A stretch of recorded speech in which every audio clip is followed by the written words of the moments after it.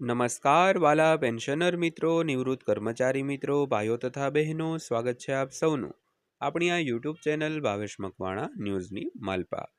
તો પેન્શનર મિત્રો, આજના વિડીયોની અંદર આપણે વાત કરીશું big breaking pension news today અપડેટની. તો નિવૃત્ત પેન્શનરોના પેન્શનને લઈને આજરોજ તારીખ 6/5/2026ના રોજ સાંજે 6:45 કલાકે આવી છે એક મોટી અપડેટ. તો પેન્શનર મિત્રો, શું છે અપડેટ, જેની આજના વિડીયોમાં આપણે વિગતવાર ચર્ચા કરીશું. તો આજનો વિડીયો તમે ખાસ કરીને અંત સુધી નિહાળી લેજો અને હજી સુધી આપણી આ ચેનલ તમે સબસ્ક્રાઇબ ન કરી હોય અને જો ડેઈલી આવી જ માહિતીઓ મેળવવા માંગતા હોવ તો આપણી આ યુટ્યુબ ચેનલ અત્યારે જ સબસ્ક્રાઇબ કરી લેજો દોસ્તો. તો શરૂ કરીએ આજનો આ વિડીયો. તો સૌથી પહેલાં વાત કરીએ તો 8મા પગાર પંચે મેમોરેન્ડમ સબમિટ કરવાની અંતિમ તારીખ 31 મે 2026 સુધી લંબાવી. સરકારી કર્મચારીઓ અને પેન્શનરોને માંગણીઓ રજૂ કરવા માટે વધુ સમય આપ્યો છે અને અંતિમ ભલામણો પહેલાં ઉચ્ચ ફિટમેન્ટ ફેક્ટર, પગાર વધારો અને પેન્શન ફેરફારો જેવા મુખ્ય પ્રસ્તાવો હવે ધ્યાન કેન્દ્રિત કરી રહ્યા છે દોસ્તો.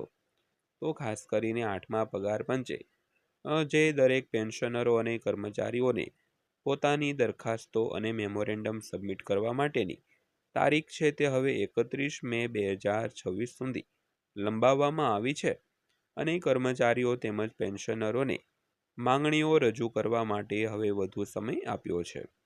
તો અંતિમ ભલામણો પહેલાં ઉચ્ચ ફિટમેન્ટ ફેક્ટર, પગાર વધારો અને પેન્શન ફેરફારો જેવા મુખ્ય પ્રસ્તાવો હવે ધ્યાન કેન્દ્રિત કરી રહ્યા છે.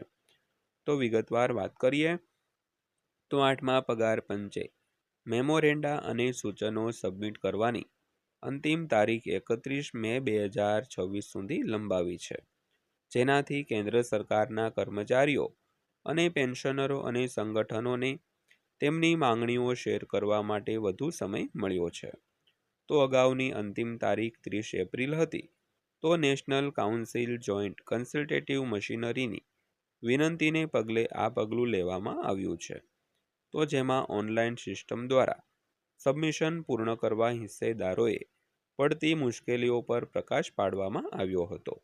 તો ખાસ કરીને કર્મચારીઓ અને પેન્શનરોની જે માંગણીઓનું જે રજૂઆત માટેનું સંગઠન છે, એટલે કે સંયુક્ત સલાહકાર સમિતિ NCJCM, તો તેની માંગણીને લઈને આ જે અંતિમ તારીખો છે તે વધારવામાં આવી છે દોસ્તો.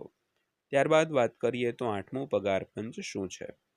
તો 8મું પગાર પંચ એ ભારત સરકાર દ્વારા રચાયેલ એક પેનલ છે જે કેન્દ્ર સરકારના કર્મચારીઓ અને પેન્શનરોના પગાર માળખા, ભથ્થા અને પેન્શન લાભોની સમીક્ષા કરવા અને તેમાં ફેરફાર કરવાની ભલામણ છે તે કરે છે. તો ફુગાવા આર્થિક પરિસ્થિતિઓ અને કર્મચારીઓની અપેક્ષાઓને અનુરૂપ પગાર ધોરણોમાં સુધારો કરવા માટે સામાન્ય રીતે દર 10 વર્ષે પગાર પંચની રચના કરવામાં આવે છે.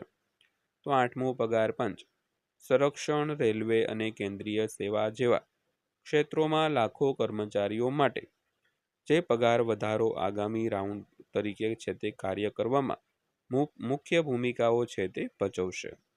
તો ખાસ કરીને પગાર પંચ છે તે ફુગાવો, આર્થિક પરિસ્થિતિઓ અને કર્મચારીઓની અપેક્ષાઓને અનુરૂપ છે તે પગાર ધોરણમાં સુધારો કરવા માટે સામાન્ય રીતે દર 10 વર્ષે પગાર પંચની રચના છે તે કરવામાં આવતી હોય છે. ત્યારબાદ જોઈએ તો 8મા પગાર પંચે સમય મર્યાદા 31 મે સુધી કેમ લંબાવી. તો આ સમય મર્યાદા છે તે કેમ લંબાવવામાં આવી તેની વાત કરીએ તો આ વધારો 28 એપ્રિલ અને 30 એપ્રિલ 2026 વચ્ચે નવી દિલ્હીમાં યોજાયેલી પરામર્શ પછી કરવામાં આવ્યો છે. તો જ્યાં કર્મચારી પ્રતિનિધિઓએ તકનીકી સમસ્યાઓ અને સમય મર્યાદાઓ છે તે દર્શાવી હતી. તો આ કમિશનનો ઉદ્દેશ વ્યાપક ભાગીદારી સુનિશ્ચિત કરવાનો છે, જેથી મંત્રાલયો, વિભાગો, યુનિયનો અને પેન્શનરો સહિત તમામ હિસ્સેદારો પગાર અને પેન્શન સુધારાને આકાર આપતી વિગતવાર દરખાસ્તો છે તે રજૂ કરી શકે. તો ખાસ કરીને ઘણી ટેકનિકલ ખામીઓ અને સમય મર્યાદા ઓછી હોવાને કારણે દરેક પેન્શનરો અને કર્મચારીઓ પોતાની માંગણીઓ છે તે રજૂ કરી શકતા નથી. તો ખાસ કરીને પેન્શન સુધારાને આકાર આપવા માટે આ જે નવી દરખાસ્તો છે તે રજૂ કરવામાં આવી છે. ત્યારબાદ જોઈએ તો 8મા પગાર પંચને ઓનલાઈન મેમોરેન્ડમ કેવી રીતે સબમિટ કરવું. તો કમિશને સ્પષ્ટ કર્યું છે કે સબમિશન ફક્ત સત્તાવાર ઓનલાઈન પોર્ટલ દ્વારા જ સ્વીકારવામાં આવશે.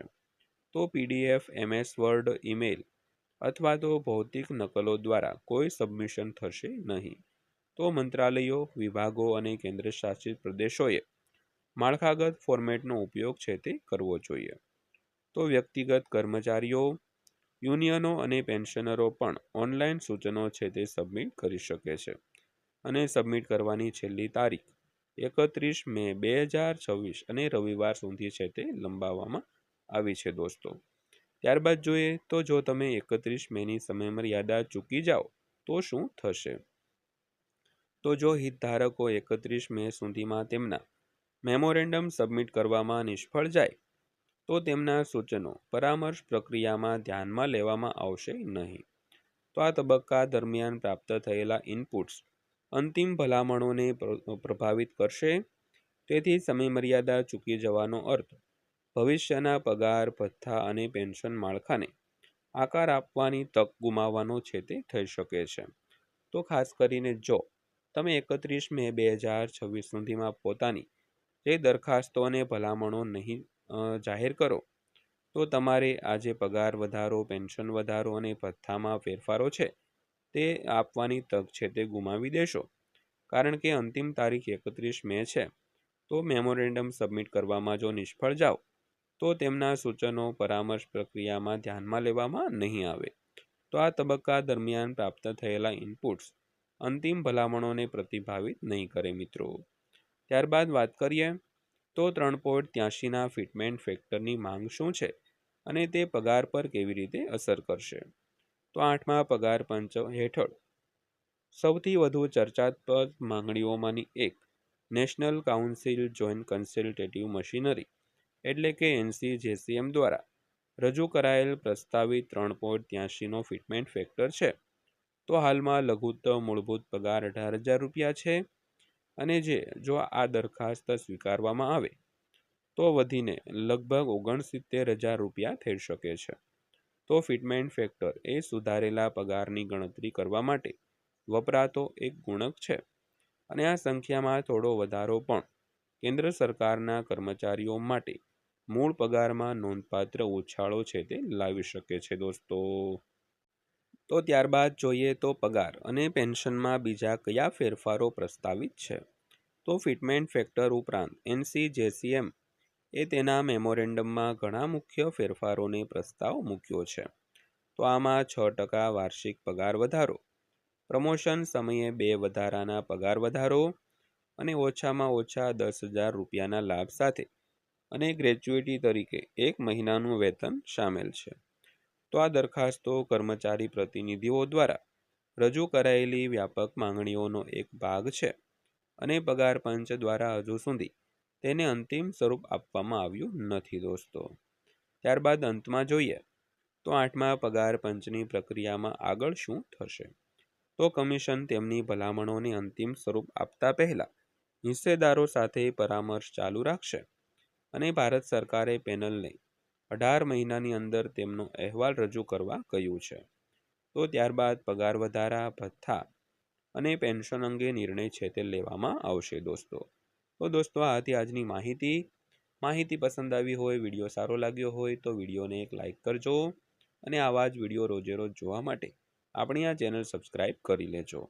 તો ફરીવાર પાછા મળીશું એક નવા વિડીયો સાથે, નવી માહિતી સાથે. ત્યાં સુધી સૌને જય હિન્દ, વંદે માતરમ.